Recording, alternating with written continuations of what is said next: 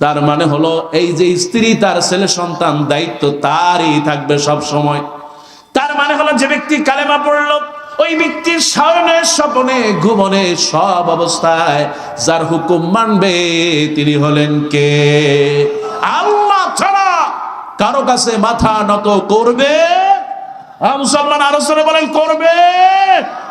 কিন্তু আমার দেশ এখন এমন অবস্থা হয়ে গেছে, আহা, যখন তার কোনো বন্ধু থাকে না, তখন যখন আপনার সমুদ্রে ডুবে যায় কিংবা নদীতে ডুবে যায়, বাঁচার কোনো উপায় থাকে না, সে যেখানেই যা পাক তাই ধরে বাঁচতে থাকে। আমার দেশের অবস্থা এখন তাই হয়েছে। কোন দেশ আমাদের সাথে এখন আর সুসম্পর্ক রাখতে চায়? কয়েকদিন আগে শুনলাম ইটালিতে বাংলাদেশ থেকে অনেক লোক নিচ্ছে, প্রচুর লোক নেবে ইটালিতে।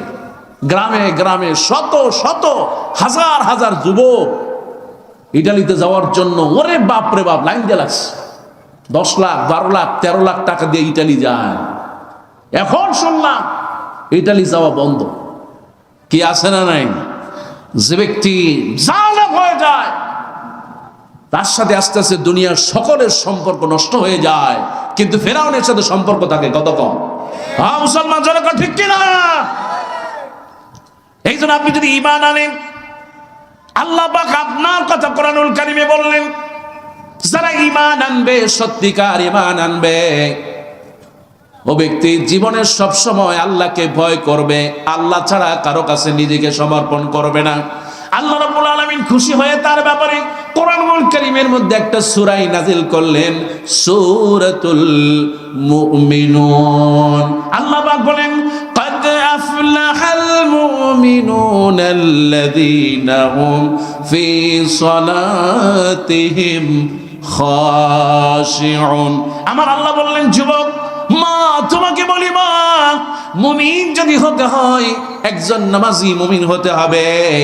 কারণ যার নামাজ আছে তার সব আছে, যার নামাজ নাই তার কিচ্ছু নাই। কিন্তু এই যে নির্বাচন যখন আসে, ভোটের সময় যখন আসে, এক শ্রেণীর মানুষ থাকবে, আপনি দেখবেন বেশি বেশি মসজিদে আসে, ওযু থাক আর না থাক, রুমাল একটা দিয়া আল্লাহু আকবার দাঁড়ায় যায়। কথা কান ঠিক কিনা? জীবনেও মসজিদে যায় না, কিন্তু নির্বাচন আসলে বারবার মসজিদে যায়, ঘন ঘন যায়। বুঝতে হবে এই লোকটা মানুষের জন্য নামাজ পড়ে, আল্লাহর জন্য নামাজ পড়ে। আল্লাহ পাক কিয়ামতের দিন ডাকবেন, ইয়াউমা ইউকশাফু আন সাকি ওয়া ইউদআউনা ইলা সুজুদ ফালা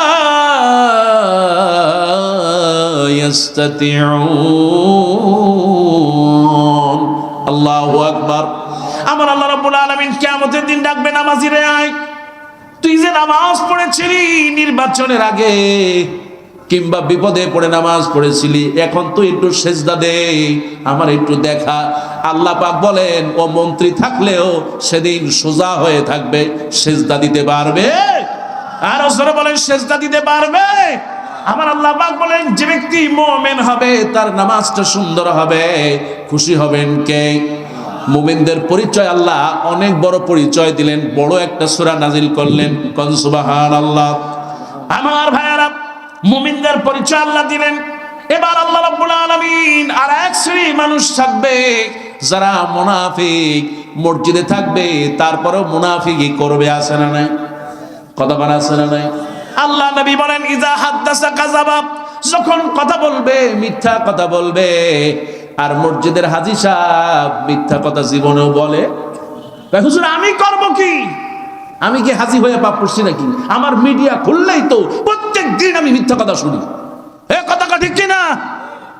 টিভি খুলবেন মিথ্যা কথা, পত্রিকায় দেখবেন মিথ্যা কথা, খালি মিথ্যা কথা আর মিথ্যা কথা। আছে না নাই?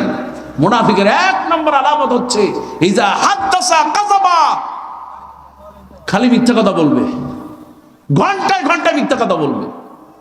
ওয়াইজা ওয়াদা আখলাফা, ওয়াদা করলে কি করবে? ভঙ্গ করবে। এটা বুঝি বাংলাদেশে নাই। আর আমানত রাখলে টাকা পয়সা যা আছে সব সুইস ব্যাংকে পাঠিয়ে দেবে। কথা ঠিক কিনা? আমার আল্লাহ রাব্বুল আলামিন পরিচয় দিয়ে দিচ্ছেন এরা কারা।